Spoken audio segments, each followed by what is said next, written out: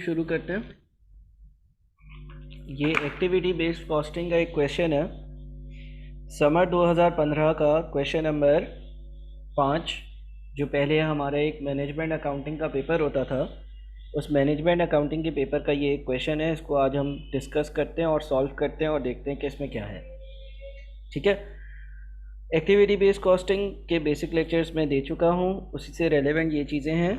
और ये बात भी याद रहे कि ये टॉपिक ओवरहेड्स जो है उस ओवरहेड्स के टॉपिक से काफ़ी हद तक मिलता जुलता है। सवाल को रीड करते करते मैं इसको सॉल्व भी करूँगा, मैं इसको आप लोगों के साथ डिस्कस भी करूँगा। देखिए, सवाल कहता है हमारे पास सुपर ऑटोज ऐसे manufactures components for auto industries. It started its business in 1960 in a small workshop which has now developed into a fully automated factory with latest computerized machines. For allocating overheads, SA has been using single plant-wide factory overheads absorption rate based on direct labor hours. यानी कि अभी तक company जो है वो अपना एक single overheads absorption rate निकाल रही थी और उसके लिए वो डायरेक्ट लेबर आवर्स को एज अ बेसिस यूज़ कर रही थी। इन व्यू ऑफ स्ट्रॉन्ग कंपटीशन की वजह से the companies management is reviewing it's pricing strategies and wants to introduce a more accurate method of product costing। यानी कि अब कंपनी अपनी स्ट्रेटजीज़ को रिव्यू कर और कोई मज़ीद बेहतर जो है वो प्राइसिंग प्रोडक्ट की प्राइस निकालने का मेथड जो है वो सोच रही है। The pertinent information is as under. कुछ आपको इन्फॉर्मेशन दी हुई है। Actual expenses for the quarter ended 31 March 2012 were as under. कुछ आपको एक्चुअल एक्सपेंसेस दिए हुए हैं।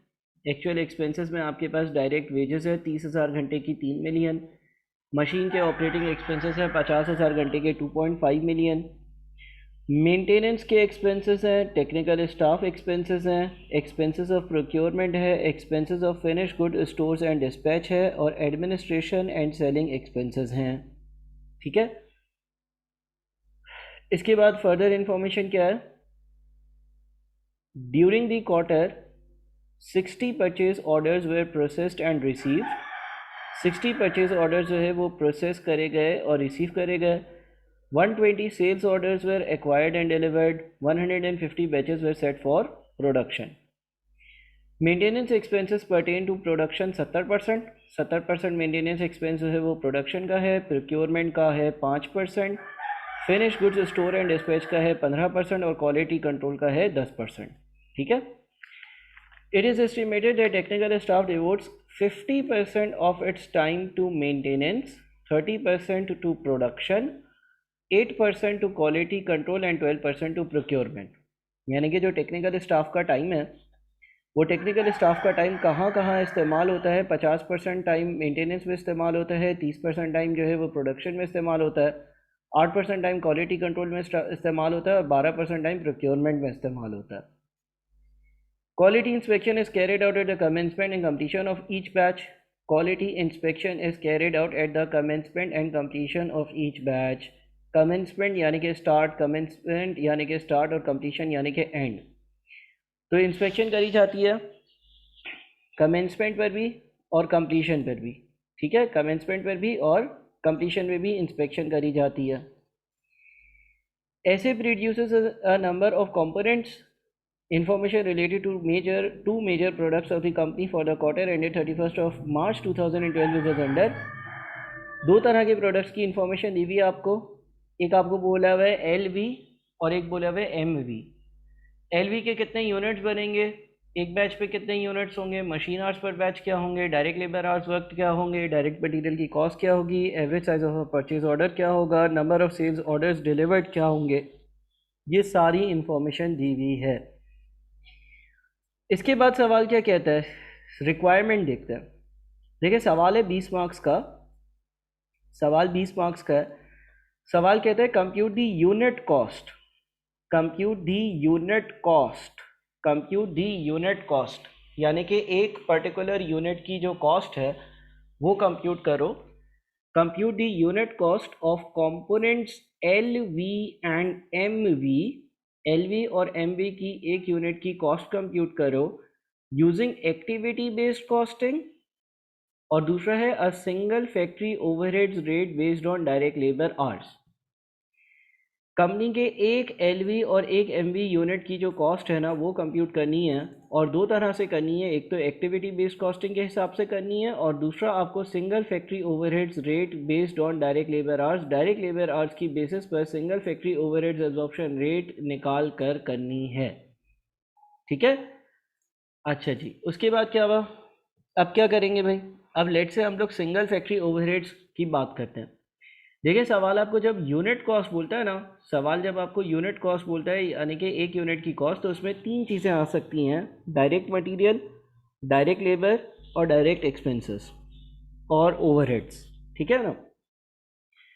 तो ये सवाल आप लोगों को मैंने जो है वो पीडीएफ फॉर्म में भी भेजा है। अब इसकी ज़रा वर्किंग करते हैं और हम जो है वो एक यूनिट की कॉस्ट निकालते हैं। ठीक है ना? हम सबसे पहले जो है ना वो single factory overheads rate based on labour hours के हिसाब से ये सवाल करते हैं। कंपनी के दो प्रोडक्ट्स है, एलवी और एमवी। ठीक है, सबसे पहले डायरेक्ट मटेरियल, डायरेक्ट मटेरियल। ठीक है, सवाल का डेटा देखते हुए ये बताओ कि एल वी पर डायरेक्ट मटेरियल कितने रुपए का लगा है। सवाल का डेटा देखते हुए ये बताओ कि एल वी पर डायरेक्ट मटेरियल कितने रुपए का लगा है। आपके पास जो पॉइंट नंबर 6 है, उस पॉइंट नंबर 6 में ये इंफॉर्मेशन आपको मिल जाएगी। अगर मैं पॉइंट नंबर 6 देखता हूँ, तो एल वी जो है ना, एल वी, उसकी ये डायरेक्ट मटेरियल कॉस्ट दी हुई है 8.5 लाख, और एम वी की 9 लाख रुपए दी हुई है, और लिखा हुआ है number of units produced and sold 10,000 और 12,000। तो अगर मुझे एलवी के एक यूनिट पर कितना डायरेक्ट मटेरियल का खर्चा हुआ है ये मालूम करना है, तो मैं सिंपली 8.5 लाख रुपए लूँगा। ठीक है, 8.5 लाख रुपए लूँगा। एलवी पे टोटल सारे के सारे जितने भी एलवी के यूनिट्स हैं उन पे लगने वाला मटेरियल का खर्चा 8.5 लाख रुपए है। मैं 8.5 लाख रुपए लूँगा और उस 8.5 लाख रुपए को मैं डिवाइड कर दूँगा 10,000 से। ठीक है, मैं 8.5 लाख रुपए एलवी पे लगने वाला टोटल जो मटेरियल का खर्चा है, 8.5 लाख रुपए एलवी पे लगने वाला टोटल जो मटेरियल का खर्चा है, 8.5 लाख रुपए का एलवी पे लगने वाला टोटल जो मटेरियल का खर्चा है, उसको मैं टोटल नंबर ऑफ़ यूनिट्स यानी कि 10,000 से डिवाइड कर दूंगा। तो अगर मैं 8.5 लाख को 10,000 से डिवाइड करता हूँ, एल वी की कॉस्ट निकालने के लिए अगर मैं 8.5 लाख को 10,000 से डिवाइड करता हूँ, एल वी की कॉस्ट निकालने के लिए अगर मैं 8.5 लाख को 10,000 से डिवाइड करता हूँ, तो एक यूनिट पर 85 रुपीज़ का मटेरियल लगता है। इसी तरह से एम वी की अगर बात करते हैं, तो एम वी का 9 लाख रुपए का खर्चा, 9 लाख रुपए का जो खर्चा है वो 12,000 यूनिट्स पर है। 9 लाख का जो खर्चा है वो 12,000 यूनिट्स पर है। तो अगर 9 लाख रुपए का खर्चा 12,000 यूनिट्स पर है, अगर 9 लाख रुपए का खर्चा 12,000 यूनिट्स पर है, 9 लाख रुपए का खर्चा अगर 12,000 यूनिट्स पर है, तो अगर मुझे एक यूनिट का खर्चा निकालना है कि एक यूनिट पर कितना खर्चा लगता है, तो मैं 9 लाख को 12,000 से डिवाइड करूंगा, और जब मैं 9 लाख को 12,000 से डिवाइड करूंगा तो 9 lakh divided by 12,000, 9 lakh divided by 12,000, 9 lakh divided by 12,000 75 बनता है। ठीक है, 9 लाख डिवाइडेड बाई 12,000 75 बनता है। ठीक है,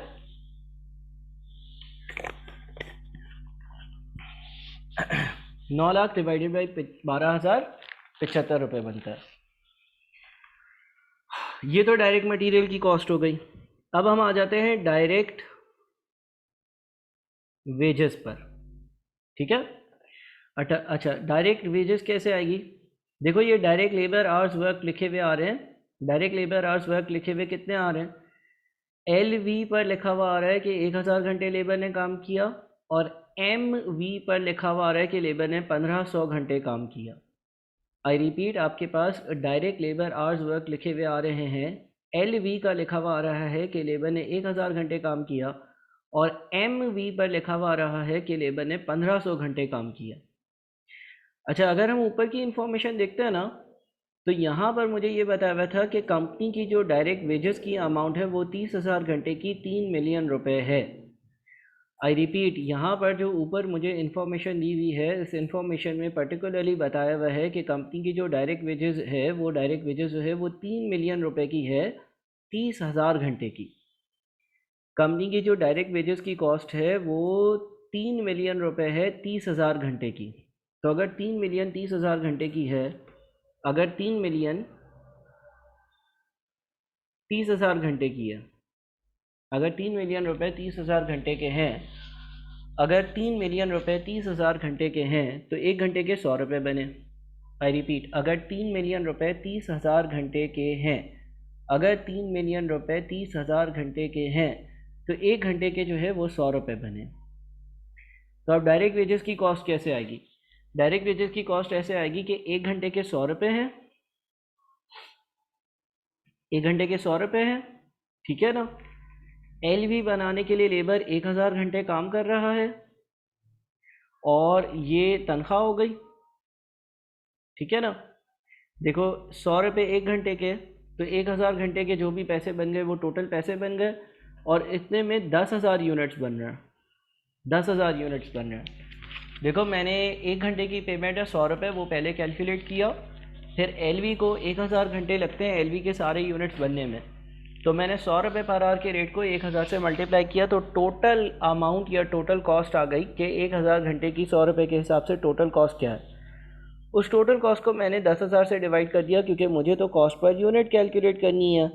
जब मैं 100 को 10,000 100 को 1,000 से मल्टीप्लाई कर रहा हूँ तो वो तो एलवी पे लगने वाली टोटल कॉस्ट आ रही है, और एलवी के 10,000 यूनिट्स क्योंकि बन रहे हैं, और मुझे एक पर्टिकुलर यूनिट की कॉस्ट चाहिए कि एक यूनिट पर कितना खर्चा आया होगा।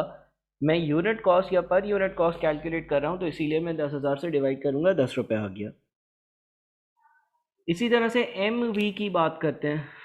एम वी की अगर बात करते हैं, लेबर एक घंटे के 100 रुपये लेता है, लेबर एक घंटे के 100 रुपये लेता है, लेबर एक घंटे के 100 रुपये लेता है। एम वी के यूनिट्स 1500 घंटे पे बने, एम वी के यूनिट्स 1500 घंटे में बने, तो 100 को जब मैं 1500 से मल्टीप्लाई करूँगा तो एम वी पे लगने वाला टोटल खर्चा आ गया, और इसको मैं 12,000 से डिवाइड कर दूंगा, बिकॉज मैंने 12,000 यूनिट्स एम वी के बनाए हैं।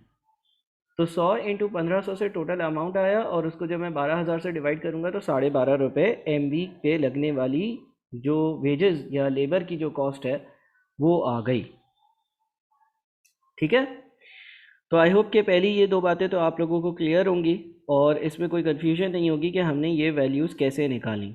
अच्छा, अब हम ओवरहेड्स पर आ जाते हैं, ठीक है। अगर हम ओवरहेड्स पर आते हैं, ठीक है, अगर हम ओवरहेड्स का टोटल देखें, टोटल ओवरहेड्स, कि हमारे टोटल ओवरहेड्स कितने हैं। टोटल ओवरहेड्स की अगर मैं बात करूंगा तो ये जो मशीन्स ऑपरेटिंग एक्सपेंसेस है 2.5 मिलियन के, ये ओवरहेड है। ये किसी यूनिट की प्रोडक्शन के लिए 2.5 मिलियन का खर्चा हुआ होगा, मशीन के ऑपरेटिंग एक्सपेंसेस। उसके बाद मेंटेनेंस के एक्सपेंसेस है 1.5 मिलियन, ये ओवरहेड है। उसके बाद टेक्निकल स्टाफ के एक्सपेंसेस है 2 मिलियन, ये ओवरहेड है। उसके बाद एक्सपेंसेस ऑफ प्रोक्योरमेंट, प्रोक्योरमेंट यानी कि चीज़ें लाने का खर्चा 1 मिलियन का, ये ओवरहेड है।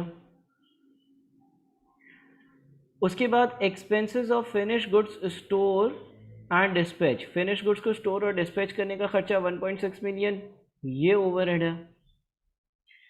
अच्छा, इसके बाद लिखा हुआ है administration and selling expenses 5 million रुपए के। एडमिनिस्ट्रेशन के और सेलिंग एक्सपेंसेस के खर्चे जो हैं वो फैक्ट्री में गुड्स बनाने के लिए इनकर नहीं होते हैं, वो फैक्ट्री ओवरहेड्स नहीं है, बल्कि एडमिनिस्ट्रेशन एंड सेलिंग के एक्सपेंसेस तो वो खर्चे होते हैं जो किसी प्रोडक्ट को बेचने के लिए मैंने इनकर करे हों। अगर हम इस लिहाज से सोचते हैं तो एडमिनिस्ट्रेशन एंड सेलिंग के जो 5 मिलियन रुपए के खर्चे हैं वो हम अपने ओवरहेड्स में शामिल नहीं करेंगे। अच्छा, वेजेस तो हरगिज़ नहीं करेंगे, डायरेक्ट मटेरियल डायरेक्ट लेबर तो अलग आता है। बाकी हमने 2.5 million, 1.5 million, 2 million, 1 million, 1.6 million को ऐड करना है, तो इन सब का एडिशन जो है वो बनता है कोई 8.6 मिलियन। अच्छा, हम अभी सिंगल फैक्ट्री ओवरहेड्स रेट वाला सवाल कर रहे हैं पार्ट, जिसमें उससे बोला था कि मैं डायरेक्ट लेबर आवर्स की बेसिस पर OAR कैलकुलेट करता हूँ। तो OAR कैसे आएगा, ये सारे ओवरहेड्स हैं, डिवाइडेड बाय लेबर के टोटल आवर्स सवाल में जो दिए हुए हैं वो 30,000 हैं। 8.6 मिलियन के टोटल ओवरहेड्स हैं। आई रिपीट 8.6 मिलियन के टोटल ओवरहेड्स हैं। सारे के सारे मेरे ओवरहेड्स के खर्चों का सम जो है वो 8.6 मिलियन है। और कंपनी में टोटल 30,000 घंटे काम हो रहा है। तो जब हम आवर्स की बेसिस पर ओवरहेड्स एब्जॉर्प्शन रेट निकालते हैं तो हम लोग बजटेड ओवरहेड्स को बजटेड लेबर आवर्स से डिवाइड कर देते हैं। और यहाँ पर सिर्फ और सिर्फ एक ही लेबर आवर्स की इन्फॉर्मेशन है, तो ये 286.6667 का रेट आ रहा है। ये 286.6667 का रेट जो है ये पर आवर रेट है। ये overheads absorption rate per hour है। ये overheads absorption rate per hour है। ठीक है, ये overheads absorption rate per hour है।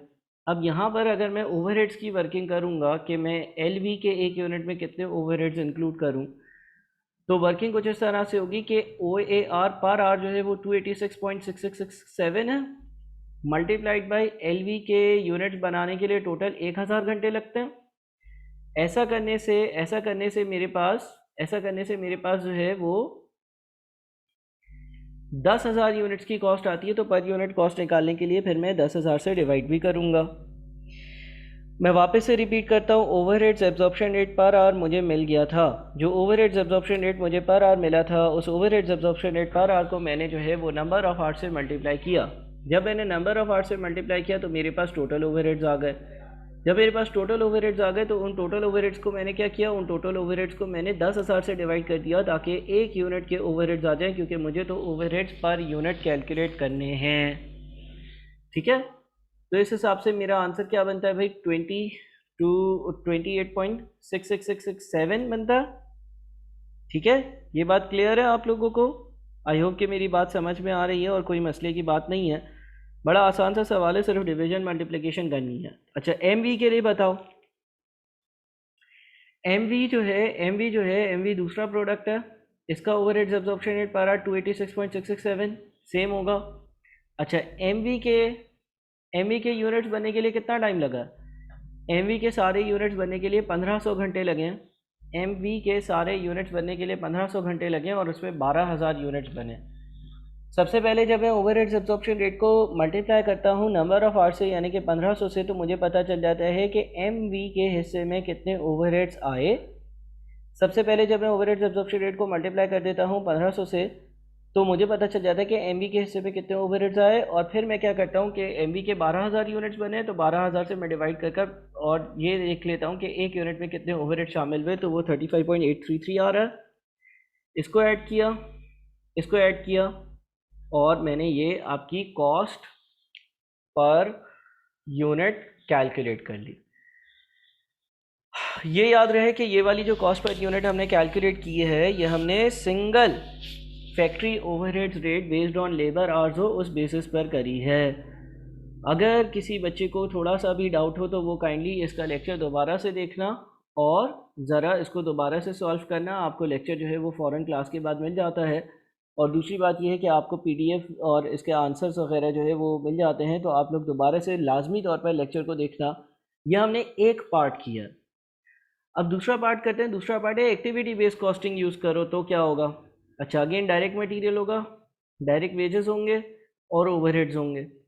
अब जब मैं एक्टिविटी बेस्ड कॉस्टिंग यूज़ करूँगा तो मटेरियल की कॉस्ट तो वैसे ही कैलकुलेट होगी, वेजेस भी वैसे ही कैलकुलेट होगी, चाहे वो एलवी हो चाहे वो एमवी हो। उसके मटेरियल की कॉस्ट और उसके वेजेस की कॉस्ट जो है उसकी वर्किंग तो सारी की सारी सेम होगी। जो चेंज आएगा वो ओवरहेड्स में आएगा। और अब आपने तसल्ली से इस वर्किंग को देखना होगा कि हम ओवरहेड्स की वर्किंग कैसे करेंगे, क्योंकि जब हम एक्टिविटी बेस्ड कॉस्टिंग करते हैं तो हम एक से ज़्यादा ओवरहेड्स एब्जॉर्प्शन रेट्स कैलकुलेट करते हैं। अच्छा, आप देखिए यहाँ पर आपके पास जो सवाल दिया हुआ है ना, इसमें ओवरहेड्स कौन कौन से दिए हुए हैं। मशीन के ऑपरेटिंग एक्सपेंसेस दिए हुए हैं, मेंटेनेंस के एक्सपेंस दिए हुए हैं, टेक्निकल स्टाफ की फ़ीस दी हुई है, एक्सपेंसेस ऑफ प्रोक्योरमेंट दिए हुए हैं, expenses of finish goods and stores and dispatch दिए हुए हैं। तो सबसे पहले तो मैं ये सारे खर्चे इधर लिख देता हूँ ना। मशीन ऑपरेटिंग एक्सपेंस ये एक तरह का खर्चा है, फिर मेंटेनेंस एक्सपेंस दूसरा खर्चा है, फिर टेक्निकल खर्चा है एक, फिर प्रोक्योरमेंट का खर्चा है, फिर फिनिश गुड्स का खर्चा है। ठीक है ना। अगर आप अपने ओवरहेड्स की बात करते हो तो इस सवाल में आपके पास जो ओवरहेड्स हैं उसकी जो किस्में हैं वो हैं मशीन की ऑपरेटिंग एक्सपेंसेस की कॉस्ट 2500000, मेंटेनेंस की कॉस्ट 1500000, टेक्निकल स्टाफ की कॉस्ट 2000000, प्रोक्योरमेंट की कॉस्ट 1,123,123, फिनिश गुड्स की कॉस्ट 1600000। ठीक है ना, फिनिश गुड्स के एक्सपेंसेस जो उससे रिलेट करते हैं ओवरहेड्स के, ये सारे खर्चे आ गए। ठीक है, अच्छा इसको कॉमा डालकर ज़रा प्रॉपर कर लेते हैं।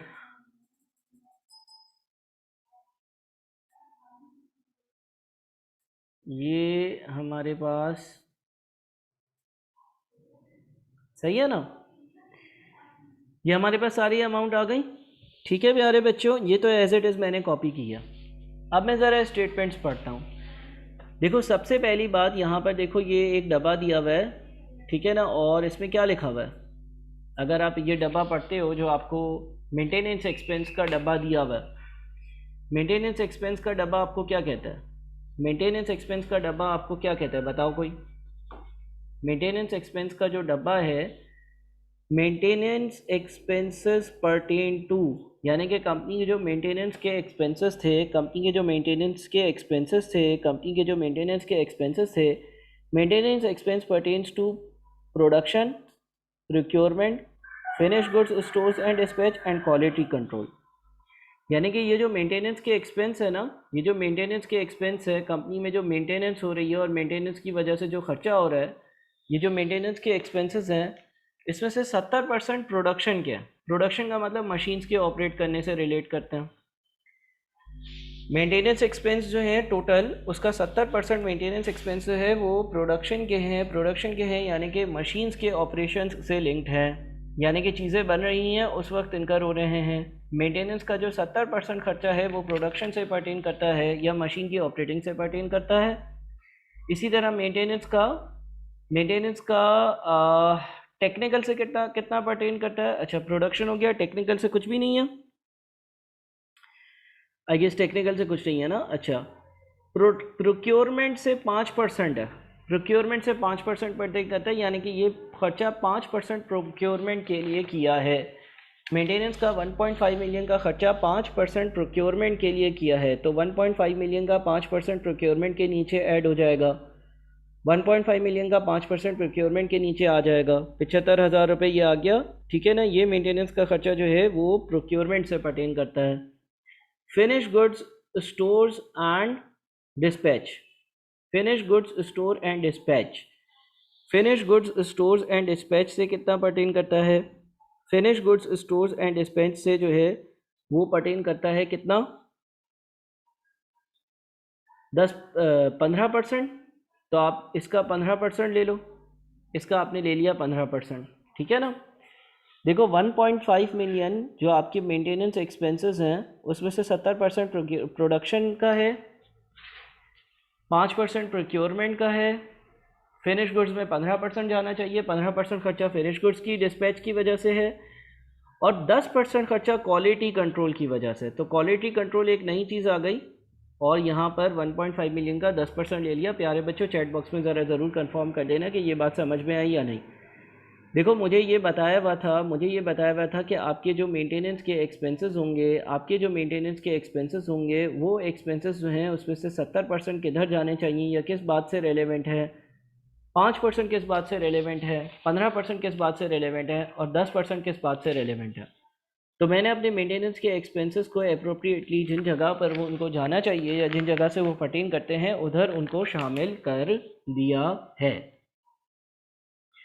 अच्छा अगली चीज़ देखते हैं, अगली चीज़ क्या बोलता है। अगली चीज़ अगर आप पढ़ेंगे यहाँ पर, टेक्निकल स्टाफ डिवोट्स, लिखता है it is estimated that technical staff devotes 50% of its time to maintenance. It is estimated that technical staff devotes 50% of its time to maintenance, 30% to production, 8% to quality control, and 12% to procurement. Technical staff का जितना भी खर्चा है, वो technical staff का जितना भी खर्चा है, उस टेक्निकल स्टाफ के खर्चे में से 50% खर्चा जो है वो मेंटेनेंस का है, 30% खर्चा जो है वो प्रोडक्शन का है, 8% खर्चा क्वालिटी कंट्रोल का है, और 12% खर्चा जो है वो प्रोक्योरमेंट की वजह से अराइज हुआ है और प्रोक्योरमेंट का है। यानी कि ये जो टेक्निकल स्टाफ के 2 मिलियन है ना, अब इसको यहाँ से ख़त्म करते हैं। टेक्निकल स्टाफ के 2 मिलियन है, टेक्निकल स्टाफ के 2 मिलियन है, टेक्निकल स्टाफ के 2 मिलियन में से जितना जहाँ का खर्चा है उधर इंक्लूड करना है। It is estimated that technical staff devotes 50% of its time for maintenance. इसका 50% मेंटेनेंस में जाएगा, 30% टू प्रोडक्शन, सॉरी ये मेंटेनेंस नहीं है, मेंटेनेंस तो ये है ना। 2 मिलियन का 50% मेंटेनेंस में जाएगा, 30% जो है वो प्रोडक्शन में जाएगा, तो 2 मिलियन का 30% जो है वो प्रोडक्शन में ले गए। उसके बाद 8% क्वालिटी कंट्रोल में जाएगा, 8% क्वालिटी कंट्रोल में जाएगा, तो टेक्निकल का 8% जो है वो क्वालिटी कंट्रोल में ले गए, ठीक है।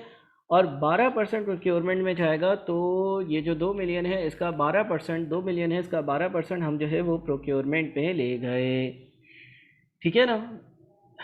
यानी कि हमने क्या किया, हमने जो हमारे टेक्निकल के ख़र्चे थे 2 मिलियन के, उन टेक्निकल के 2 मिलियन के ख़र्चों को मुख्तलिफ़ जगहों पर डिस्ट्रीब्यूट कर दिया जिस जगह पर वो जाना चाहिए, क्योंकि टेक्निकल में जो 2 मिलियन का ख़र्चा हुआ है वो जिस डिपार्टमेंट का जितना है, जिस डिपार्टमेंट का जितना है उस डिपार्टमेंट में उतना हमने शामिल कर दिया। अच्छा, अब इससे एक मसला ये आया कि मेंटेनेंस डिपार्टमेंट में दोबारा से 1 मिलियन रुपए के आ गए। इस 1 मिलियन रुपए को नील करते हैं। 1 मिलियन को नील करने के लिए क्या करेंगे, मेंटेनेंस डिपार्टमेंट का 70% प्रोडक्शन में जाना चाहिए, तो 70% इधर। उसके बाद मेंटेनेंस डिपार्टमेंट का 5% जो है वो प्रोक्योरमेंट में जाना चाहिए, तो 5% इधर। उसके बाद मेंटेनेंस डिपार्टमेंट का 15% फिनिश गुड्स में जाना चाहिए, तो 15% इधर। और मेंटेनेंस डिपार्टमेंट का 10% क्वालिटी कंट्रोल में जाना चाहिए, तो 10% जो है वो इधर, ठीक है। अगेन मैंने क्या किया, मैंने जो अपने मेंटेनेंस डिपार्टमेंट है उसको नील कर दिया। अगले पॉइंट पर आते हैं। अगले पॉइंट पे लिखता है quality inspection is carried out at the commencement and completion of each batch as it reduces the number of cartons. Information related to the major products of the company for the quarter ended 31st of March 2012 is as under। तो मेरे ख्याल में हमने जो distributions करनी थी वो तो कर दी, ठीक है ना। इसका टोटल 4.85 मिलियन बनता। इसी तरह से हर किसी के टोटल ले लेते हैं। प्यारे बच्चों, यहाँ तक मुझे कंफर्म कर देना कि बातें समझ में आ गई या नहीं, ठीक है ना। हमने सिंपली क्या किया है, हमने सिंपली ये किया है कि जो बताई हुई परसेंटेजेस थी उन परसेंटेजेस में मामलात को बांट दिया, और बांट कर जो है ना हमने देख लिया कि भाई मशीन ऑपरेटिंग एक्सपेंसेस का क्या अमाउंट बनता है, प्रोक्योरमेंट का क्या बनता है, फिनिश गुड्स का क्या बनता है, क्वालिटी कंट्रोल का क्या बनता है, किस रेशो में या किस तरह से बांटा। ये मैं जब क्लास के बाद आपको ये एक्सेल की फ़ाइल और पीडीएफ का सोल्यूशन और इस लेक्चर को अपने यूट्यूब पर अपलोड करूँगा या आपको पोर्टल के ज़रिए दूँगा, तो आप लोग मज़ीद इसको दोबारा से देख सकते हो। अच्छा, अब मशीन ऑपरेटिंग एक्सपेंसेस जो है ना, मशीन ऑपरेटिंग एक्सपेंसेस जो हैं वो मशीन आवर्स से लिंक्ड होते हैं। तो मशीन आवर्स कितने दिए हुए हैं, 50,000। तो इसका जो OAR निकलेगा वो होगा 4850,000 डिवाइडेड बाई 50,000, यानी कि 97 पर आवर। और ये किस बेसिस पर निकाला है, मशीन आवर्स की बेसिस पर। देखो, मशीन के ऑपरेटिंग एक्सपेंसेस थे ना, मशीन के ऑपरेटिंग एक्सपेंसेस क्यों अराइज होंगे, मशीन के ऑपरेटिंग एक्सपेंसेस इसलिए अराइज होंगे क्योंकि मशीन्स 50,000 घंटे चली हैं। तो जितने भी इसके ओवरहेड्स थे उसको मैंने नंबर ऑफ आवर्स से डिवाइड कर और एक रेट निकाल लिया 97 का। ये मशीन आवर्स की बुनियाद पर मैंने रेट कैलकुलेट कर लिया। अच्छा, मेंटेनेंस और टेक्निकल तो नील हो गया। फिर प्रोक्योरमेंट। प्रोक्योरमेंट का क्या मतलब होता है, प्रोक्योरमेंट का मतलब होता है चीज़ों का मंगवाना। तो प्रोक्योरमेंट के 1.365 मिलियन के ओवरहेड्स हैं। और अगर सवाल देखते हैं तो उसने बोला था वह कि 60 purchase orders were processed and received, यानी कि हमने 60 बार चीज़ें जो है वो प्रोक्योर करी हैं, मंगवाई हैं। तो हमारा जो रेट होगा वो होगा 22,750 पर परचेज ऑर्डर। पर परचेज ऑर्डर, एक बार अगर परचेज ऑर्डर प्लेस करता हूँ तो 22,750 का खर्चा होता है। अच्छा, फिर फिनिश गुड्स के जो डिस्पैच के एक्सपेंसेस थे वो किससे लिंक्ड होंगे, फिनिश गुड्स के डिस्पैच होने का मतलब उनको डिलीवर करना। तो 120 sales order were acquired and delivered लिखा हुआ है, 120 sales order were acquired and delivered. तो इसका जो रेट होगा वो टोटल खर्चा डिवाइडेड बाई 120, यानी कि कोई 16458.33 पर सेल्स ऑर्डर।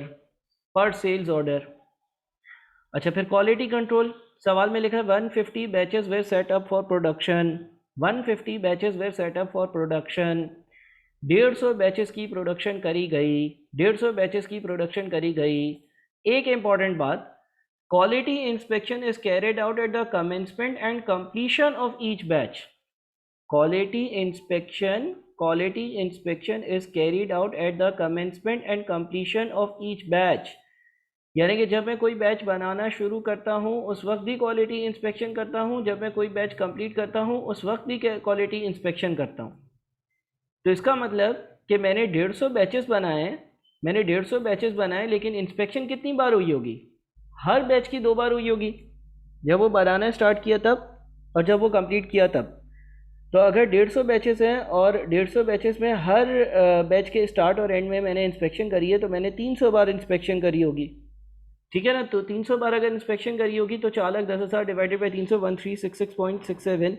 ये आपके पास क्या है? ये आपके पास क्वालिटी इंस्पेक्शन, आपने जितनी बार इंस्पेक्शन करी है ये पर इंस्पेक्शन कॉस्ट है, ठीक है ना, पर इंस्पेक्शन कॉस्ट है। तो ये मेरे मुख्तलिफ रेट्स आ गए। अच्छा, अब मैं अपने प्रोडक्ट्स की बात करता हूँ। मेरे पास LV एक प्रोडक्ट है और MV एक प्रोडक्ट है ना। मेरे पास LV एक प्रोडक्ट है और MV एक प्रोडक्ट है। अच्छा, मैं देखता हूँ कि इन पे कितने मशीन आवर्स लगे हैं। मशीन आवर्स कितने लगे हैं? देखो LV जो है, LV अगर मैं यहाँ पर ये इन्फॉर्मेशन देखता हूँ तो मशीन आवर्स पर बैच 200। ज़रा गौर से देखना, मशीन आवर्स पर बैच 200, एक बैच बनाने के लिए 200 मशीन आवर्स लगते हैं। अच्छा, मैंने 10,000 यूनिट्स बनाए LV के, मैंने LV के 10,000 यूनिट्स बनाए और एक बैच में 400 यूनिट्स होते हैं। तो जब मैं 10,000 को 400 से डिवाइड करूँगा तो नंबर ऑफ़ बैचेस आ जाएंगे और एक बैच पर 200 घंटे लगते हैं। मैंने 10,000 LV के यूनिट्स बनाए हैं, एक बैच में 400 यूनिट्स हैं, तो 10,000 को 400 से डिवाइड किया तो नंबर ऑफ़ बैचेस आ गए और एक बैच पे 200 घंटे लगते हैं, तो टोटल आवर्स 5,000 आ गए। इसी तरह से MV के लिए क्या होगा? MV के मैंने 12,000 यूनिट्स बनाए, सवाल में लिखा हुआ है। एक बैच में 500 यूनिट्स बनाता हूँ, तो जब मैं 12,000 को 500 से डिवाइड करूँगा तो मुझे पता चल जाएगा कि मैंने कितने बैचेस बनाए और एक बैच जो है वो 150 घंटे में बनता है, तो 3600 मशीन आवर्स लगे होंगे।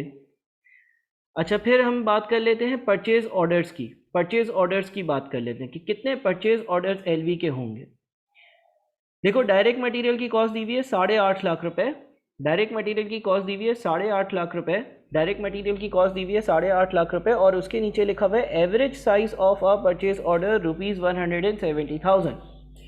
आई रिपीट, डायरेक्ट लेबर की कॉस्ट दी हुई है, डायरेक्ट मटेरियल की कॉस्ट दी हुई है 8.5 लाख रुपए, यानी कि टोटल 8.5 लाख रुपए का मटेरियल आपने LV पर कंज्यूम किया है, लगाया है, इस्तेमाल किया है और एक बारी में आप तकरीबन 1,70,000 का सामान मंगवाते थे, तो आपने टोटल कितनी बार सामान मंगवाया होगा? 8.5 लाख डिवाइडेड बाई 1,70,000, यानी कि आपने टोटल 5 बार सामान मंगवाया होगा। इसी तरह से MV की बात करते हैं। MV की मटेरियल की कॉस्ट कितनी आ रही है? MV की मटेरियल की कॉस्ट 9 लाख रुपए आ रही है। MV पर 9 लाख रुपए का मटेरियल लगा है, MV पर 9 लाख रुपए का मटेरियल लगा है, MV पर 9 लाख रुपए का मटेरियल लगा है और एक बारी में मैंने 1.5 लाख रुपए का मटेरियल मंगवाया है, तो मैंने MV के लिए 6 बार मटेरियल मंगवाया होगा। सेल्स ऑर्डर की बात करते हैं। Number of sales orders delivered, वो तो लिखा हुआ है 8 और 10। अच्छा, इंस्पेक्शन की बात करते हैं। इंस्पेक्शन, ठीक है ना। अगेन इंस्पेक्शन के लिए हम क्या करेंगे? LV के हमने 10,000 यूनिट्स बनाए, एक बैच में 400 यूनिट्स होते हैं, तो इसका मतलब 10,000 को जब हम 400 से डिवाइड करेंगे तो मुझे पता चल जाएगा कि कितने बैचेस बनाए हैं और हर बैच की स्टार्ट और एंड, सवाल में क्लियरली मेंशन है, हर बैच की स्टार्ट में और एंड में इंस्पेक्शन होती है, तो 2 बार इंस्पेक्शन हुई होगी, लिहाजा 50 इंस्पेक्शन इसकी हुई। इसी तरह से MV के 12,000 यूनिट्स हैं टोटल, एक बैच में 500 यूनिट्स बनाए, तो 12,000 को 500 से डिवाइड किया, पता चल गया कि कितने बैचेस और हर बैच की 2 इंस्पेक्शंस, तो टोटल 48 इंस्पेक्शंस। अब हम यहाँ पर ओवरहेड्स की बात करते हैं। देखिए किस तरह से करेंगे, ज़रा देखिएगा। LV पे 5,000 घंटे लगे, एक घंटे का रेट है 97 का, प्लस LV के लिए 5 परचेज ऑर्डर्स, एक परचेज ऑर्डर पे 22,750 रुपये के ओवरहेड्स का खर्चा लगता है, प्लस LV के 8 सेल्स ऑर्डर, एक सेल्स ऑर्डर पर 1648458.33 का खर्चा लगता है, प्लस LV की 50 इंस्पेक्शंस मल्टीप्लाइड बाय एक इंस्पेक्शन पर 1366.67 का खर्चा लगता है। ये सारे खर्चे हो गए, डिवाइडेड बाय 10,000। सर 10,000 से क्यों डिवाइड कर रहे हो? ताकि कॉस्ट पर यूनिट मिल जाए। अभी जो ये मल्टीप्लिकेशन है इससे तो टोटल कॉस्ट आएगी सारी यूनिट्स की, मुझे कॉस्ट पर यूनिट कैलकुलेट करनी थी। तो कॉस्ट पर यूनिट कैलकुलेट करने के लिए LV के 10,000 यूनिट्स है तो मुझे 10,000 से डिवाइड करना पड़ेगा। तो ये 79.875 समथिंग आ रहा है। मैं वापस से ज़रा वर्किंग को रिपीट करता हूँ, फिर आपको रिकॉर्डिंग भी मिलेगी, उसमें आप मज़ीद चीज़ों को क्लियर कर सकते हो। MV के 3600 मशीन आवर्स लग रहे हैं, एक मशीन आवर पर 97 का खर्चा होता है, तो ये टोटल मशीन आवर्स के हिसाब वाला खर्चा हो गया। 6 बार इसके परचेज ऑर्डर्स प्लेस किए हैं, मल्टीप्लाइड बाय परचेज ऑर्डर्स के ओवरहेड्स जो हैं वो एक बारी के 22,750 है, तो 6 से मल्टीप्लाई करेंगे टोटल आ जाएंगे, प्लस MV के 10 सेल्स ऑर्डर हैं, एक सेल्स ऑर्डर पे लगने वाले ओवरहेड्स 1648458.33 है, प्लस MV की 48 टाइम्स इंस्पेक्शन हो रही है और एक इंस्पेक्शन के लिए मैं 1366.67 पे करता हूँ। तो ये मैंने टोटल MV के लिए जो खर्चा लगाया है वो है, डिवाइडेड बाय MV के 12,000 यूनिट्स बने हैं। 12,000 से इसलिए डिवाइड कर रहा हूँ क्योंकि मुझे कॉस्ट पर यूनिट कैलकुलेट करनी है। तो ये आ गया 59.65 समथिंग। और अगर मैं इसको टोटल में देखता हूँ तो ये हमारे पास जो है वो 174.875 और 147.15 बनता है। ये हमने एक्टिविटी बेस्ड कॉस्टिंग के हिसाब से वर्किंग करी है, ठीक है ना।